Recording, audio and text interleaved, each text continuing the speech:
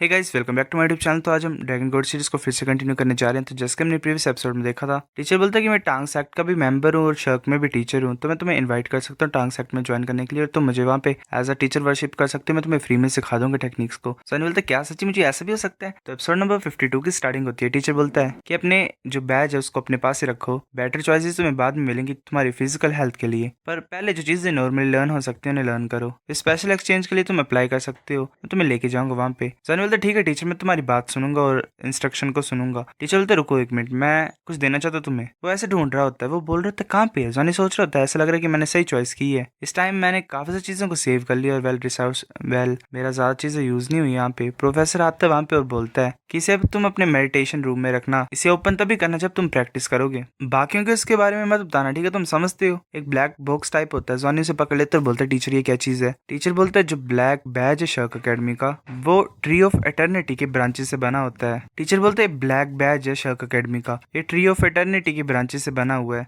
जब तुम्हारी blood line restless होगी, वेल कुछ ज्यादा एक्साइटेड होगी, तो अपने पास रखना इसे, ये तुम्हारी हेल्प करेगा तुम्हें शांत होने के लिए। जॉनी सोच रहा होता है जो ब्लैक बैज है वो 10 पर्पल बैजेस से एक्सचेंज हो सकता है। किस तरह का बैज है ये? जॉनी बोल रहा होता है कि टीचर ये कुछ ज्यादा प्रीशियस है, मैं नहीं ले सकता इसे। टीचर गुस्सा करता है और बोलता है तुम बेवकूफ हो, मैं तुम्हें ऐसे दे रहा हूँ, मैं इसे वापस ले लूंगा अगर मेरे को ये वापस चाहिए होगा तो। ये सिर्फ तुम्हारी प्रैक्टिस में हेल्प करने के लिए, बकवास करना बंद करो। अगर तुम फेल हो जाओगे तो प्लीज मुझे वापस कर देने से। जॉनी बोलता है ठीक है। जॉनी सोच रहा होता है कि ये जो ट्रिप है ये जरा भी वेस्ट में नहीं गई। ऐस तो टीचर टांग सरफेस में जरा भी रिलायबल नहीं लगते हैं, पर ये सच्ची मुच्ची मेरे को सपोर्ट करते हैं। इसके बाद मेरे को सच्ची मुच्ची हार्ड वर्क करना पड़ेगा। फिर हमें जायो दिखा देता है, ल्यूफेंग उसके सामने होता है। जायो बोलता है तुम लास्ट टाइम कुछ ज्यादा सीरियसली इंजर्ड थे, पर मैंने तुम्हें एक ऐसी चीज दी जो कि एक पर्पल बैच के वर्थ में थी, तुम उसे कब वापस दोगे मुझे? स्वानी ल्यूफेंग बोलता है क्या पर्पल बैच? मैं तो उसे खाना भी नहीं चाहता था। जायो गुस्सा हो जाता है और बोलता है कि मैंने तुम्हें शर्क में आने के लिए हेल्प किया, पर फिर भी मेरी गलती यहाँ पे। ल्यूफेंग बोलता है पर अभी मैं पर्पल बैच को नहीं अर्न कर पाऊंगा, मैं क्या करूँ? जायो बोलता है कि लांस वानी के पास है ना, बोरो कर लो उससे। ल्यूफेंग बोलता है इम्पॉसिबल है, मैं उसके बगैर तो पास ही नहीं हो पाता, मैं कैसे उससे मांगू ऐसे बेशर्मों की तरह? जायो बोलता है वेल ठीक है, ये ठीक है, कोई और तो तरीका होगा। ल्यूफेंग बोलता है कि नहीं है। जायो फिर चुप हो जाता है और बोलता है कि स्कूल में ये एक्सेप्टेबल होता है कि एक टीचर किसी स्टूडेंट को या फिर स्टूडेंट्स को टीचिंग दे सकता है, इस वजह से मैं तुम्हें एक्सेप्ट करता हूँ और तुम मेरे को फिर रिटर्न कर सकते हो कुछ ही सालों में। पर जो प्रॉब्लम ये है कि तुम कुछ ज्यादा वीक हो, क्या तुम पास कर पाओगे एग्जाम को साल में? ल्यूफेंग बोलता है हाँ मैं कर सकता हूँ। जायो उसके कंधे पे हाथ रखता है और बोलता है कि ठीक है, आज से तुम मेरे डायरेक्ट डिसिपल बनोगे। जायो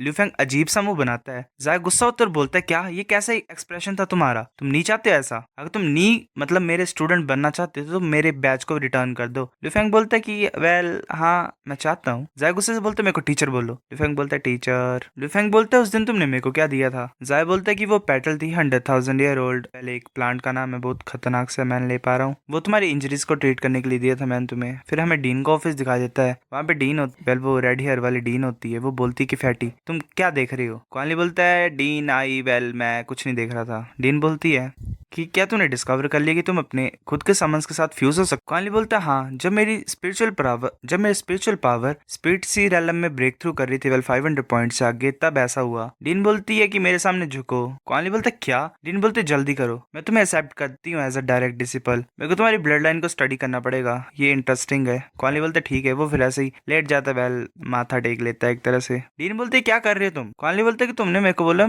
सामने झुकने के लिए, और ऐसा ही नहीं करते, मतलब टीचर और स्टूडेंट के रिलेशनशिप में झुकते हैं। टीचर बोलते कि तुम कुछ ज्यादा सोचते हो, नीचे देखो अपने फुट पे। फिर कॉल नीचे देखता है, एक सर्कल टाइप होता है मैजिक का। कॉल बोलते क्या? तो कुछ इल्यूजन टाइप हो रही होती है, उसकी दुनिया गोल गोल घूम रही होती है। कॉल बोलता है ये कुछ ज्यादा वंडरफुल फीलिंग जैसी क्यों लग रही है? वेल चक्कर ही आ रहे होते हैं उससे एक तरह से। डीन बोलती है वेल ये सच्ची मुच्ची स्पीड सी रेलम ही है, ये सही है, पर तुम्हारा जो कल्टीवेशन बेस है वो कुछ ज्यादा ही बुरा है। डीन बोलती कि झुको, फील करो चेंजेस को। जो सी है तुम्हारी स्पिरिचुअल की, जो मार्शल साउल है तुम्हारी, वो भी स्पेशल है, मतलब तुम्हें चेंजेस फील करने झुक के, सीधी सी बात है। जो स्पीड होती है प्योर कल्टीवेशन की, वो कुछ ज्यादा स्लो होती है, तो ये अच्छा होगा अगर तुम स्पिरिचुअल पावर को भी एक्सरसाइज करोगे तो। क्वानली बोलते टीचर कितना ज्यादा लंबे टाइम तक मैं नील करना है मेरे को? टीचर बोलती है एटलीस्ट 24 आवर्स। अगर तुम इतने प्रसिस्ट नहीं कर सकती हो तो तुम्हारे पास वो चीज नहीं है, वो क्वालिफिकेशन नहीं है मेरे डायरेक्ट डिसिपल होने की, तुम्हें इतना तो करना ही पड़ेगा। क्वानली ऐसे बैठा होता सोच रहा होता मैं क्या करूँ, मेरे को रेजिस्ट करना पड़ेगा। रेजिस्ट, फिर इसके बाद मैं वेल कूल एक्ट कर सकता हूँ और इस चीज के लिए प्राउड भी हो सकता सकता हूँ। फिर हमें मेडिटेशन का रूम दिखाई देता है। जॉनी सोच रहा है चलो मैं इसे ओपन करता हूँ, देखता हूँ ये कैसे दिखता है। जॉनी जैसे बॉक्स को ओपन करता है वो जो बैज होता है उससे लाइफ एनर्जी रिलीज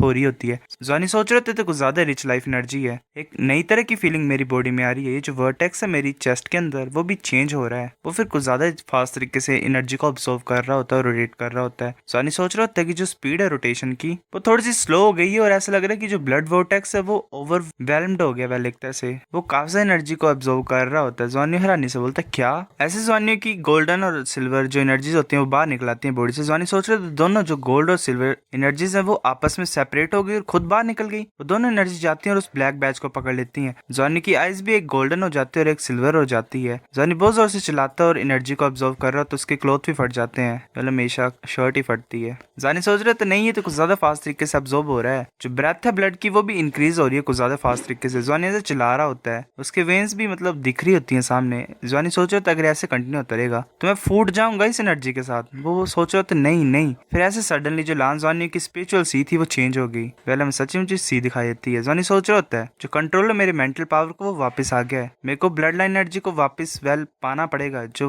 वोटेक्स है उसे फिर से बनाना पड़ेगा। पर जो प्रॉब्लम वो अभी भी यहीं पे है। वो जो एनर्जी होती है वो गोल गोल घूम रही है। जॉनी सोच रहा है जो पावर है जो मेरी ब्लड लाइन रिलीज कर रही है वो तो काफी स्ट्रॉन्गर है पहले से। मेरी जो चेस्ट है वो बहुत ज्यादा अनकंफर्टेबल फील कर रही है। मैं क्या करूँ? फिर सोच रहा था मैं शांत हो जाता हूँ पहले। ये मेरे को प्रॉब्लम खुद ही सोल्व करनी पड़ेगी। क्या मैं मार्शल साउल फ्यूजन स्किल को यूज करूँ पावर ऑफ ब्लड लाइन को फ्यूज करने के लिए? नहीं, इसकी वजह से तो पूरा शायद मेडिटेशन रूम ही ब्लो हो जाएगा। वेट करता हूँ। अगर power of blood line Saul power को अब्जॉर्व कर सकती है और ये साथ में लाइफ एनर्जी को भी अब्जॉर्व कर सकती है तो अगर मैं इसे रिवर्स करूँ तो फिर ऐसे उसे अकल आ जाती है कि जैसे लाइफ एनर्जी से ब्लड लाइन एनर्जी मिलती है, ब्लड लाइन एनर्जी से स्पिरिचुअल एनर्जी मिलती है। जॉनी सोच रहा था क्या मैं पावर ऑफ ब्लड लाइन को यूज कर सकता हूँ और एक्सेस ऑफ लाइफ एनर्जी को साउल पावर एनर्जी में कन्वर्ट कर सकता हूँ? पहले ये ट्राई करने के लिए सही होगा। चलो पहले कलरफुल लाइट को ब्लड लाइन की पावर को स्टेबलाइज करने के लिए यूज करता हूँ। फिर जो लाइफ एनर्जी उसे गाइड करता हूँ, अब्जॉर्ब करता हूँ और ऑपरेट करता हूँ रिवर्स में। फिर इंटरनल अब्जॉर्प्शन को चेंज करता हूँ। ऐसे साउल एनर्जी बाहर निकल रही होती है। जॉनी सोच रहे थे मेथड काम में है, ये अच्छा है। ऐसे लांस जॉनी कंटिन्यू करता रहा ट्रेनिंग प्रोसेस को। ऐसे एक्सेस लाइफ एनर्जी को वो अपनी साउल पावर एनर्जी में कन्वर्ट कर रहा था। जॉनी सोच रहा था वाओ यही मूवमेंट में जो मेरी साउल पावर वो इम्प्रूव हुई काफी ज्यादा फास्ट तरीके से।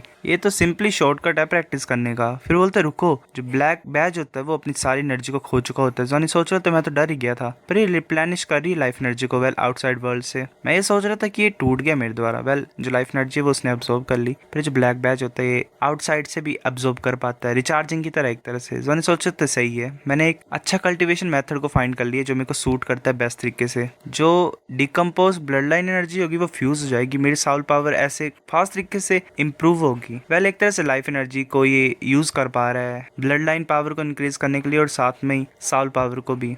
पर इन सभी के लिए वो सोच रहा था पर इन सभी के लिए मेरे को लाइफ एनर्जी चाहिए काफी ज्यादा। फिर ऐसे वो एक जगह पे बैठे थे क्लासरूम में। जाय बोल रहा था कि जो कॉलेज के रूल्स है वो क्लियरली रिटर्न है, मैं रिपीट नहीं करूंगा। मैं रिस्पॉन्सिबल हूँ तुम्हें टीच करने के लिए और तुम कैसे मास्टर बन सकते हो बैटल आर्मर में। तुम्हारे पास 2 साल है तुम्हारा अपना बैटल आर्मर बनाने के लिए, शायद ये एक रोबोट टाइप। अगर वो नहीं होगा उस टाइम में तो तुम स्कूल को छोड़ सकते हो। जॉनी हैरान होता है। वो फिर जाय बोल रहा होता है और जो स्टैंडर्ड्स हैं इनर कोड में वो ये है कि तुम्हें बैटल आर्मर मास्टर 3 तक बनना पड़ेगा और तुम्हारी जो साउल पावर है उसे तुम्हें लेवल 70 तक पहुंचाना पड़ेगा। जॉनी बोल रहे थे वाह जो शर्क एकेडमी के स्टैंडर्ड है वो तो बहुत ज्यादा खतरनाक है। जाय बोले तुम देख सकते हो। वो वेल विंडो के बाहर दिखा रहा होता है जहाँ पे ट्री ऑफ इटर्निटी होता है। वो बोल रहा होता है कि जो ट्री ऑफ इटर्निटी है वो इस एंटायर पेरेंट प्लेनेट का कोर है, मतलब लाइफ का कोर है। ये इस तरह से इवॉल्व और मदर प्लेनेट को इस तरह से बना दिया इसने। इस ट्री के ऊपर एटर्नल स्काई सिटी है, वहाँ पे रियल शर्क एकेडमी है और वहाँ पे इनर कोर्टयार्ड है शर्क एकेडमी का। तुम वहीं पे तभी जा सकते हो अगर तुम डिस्पल बन जाओगे इनर कोर्टयार्ड के। तो जॉनी सोच रहा था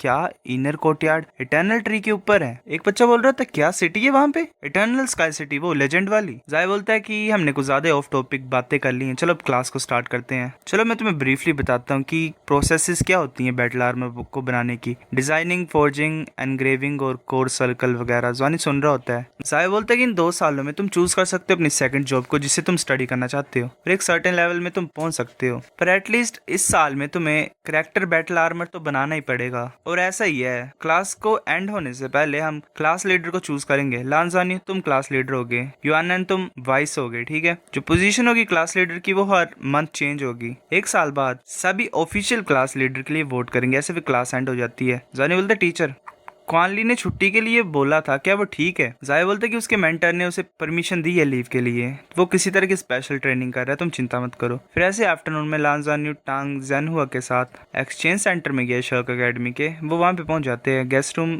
नंबर 3 का सीन दिखाया जाता है। वहाँ पे एक बच्चा आता है, वो बोलता है टीचर तुम यहाँ पे हो। जानी सोच रहा होता है क्या है, रेड और ग्रीन, ये स्कूल की यूनिफॉर्म डिजाइन का क्या चक्कर है, गलत क्या है, कैसे डिजाइन बनाते रहते हैं। वो बच्चा बोलता है कि शर्क यूनिफॉर्म को वेयर करना, वेल डालना, ये एब्सोल्यूट ऑनर है, ये ग्लोरियस ट्रेडिशन है। जूनियर ब्रदर तुम क्या बातें कर रही हो? प्रोफेसर बोलते कि तुम्हारा बड़ा भाई क्वीन चांगान है, वेल चांगान, क्वीन ही बोलेंगे। टोटल में तुम्हारे 6 ब्रदर्स और सिस्टर हैं जो अभी भी अलाइव हैं, इससे पूछ लो एक्सचेंज के बारे में। जवानी बोलता है हेलो ब्रिक ब्रदर, मेरा नाम लान जवानी है, प्लीज फ्यूचर में मेरी देख रेख कर लेना, वेल ध्यान देना मेरा, कुछ ऐसा वैसा। क्वीन बोलता है कि जूनियर ब्रदर अपने ब्रदर्स के सामने तो तुम नेचुरल हरकतें करो, तुम्हारा वेलकम। जवानी बोलता है क्या? प्रोफेसर बोलता है कि जो डिजिटल्स को मैं रिसीव करता हूँ वो थोड़े से इनकंसिस्टेंट होते हैं, फिर थोड़े से आधे पागल होते हैं। तुम्हारी जो नॉर्मल एक्टिंग है वो बिगेस्ट अबनॉर्मलिटी है। जवानी बोलता है रुको, मैं क्या हूँ? वेल शायद इसका बात करने का तरीका नॉर्मल है, इसकी वजह से कैसे पागल इसके डिसिपल्स होते हैं। सो गाइस एपिसोड नंबर 52 इतना था। अगर आपको वीडियो पसंद तो लाइक करनी भी है, फिर भी लाइक कर दो, शेयर करो दोस्तों के साथ, कमेंट करके बता अगर आपको वीडियो कैसी लगी है। सब्सक्राइब करो, तब तक के लिए बाय बाय।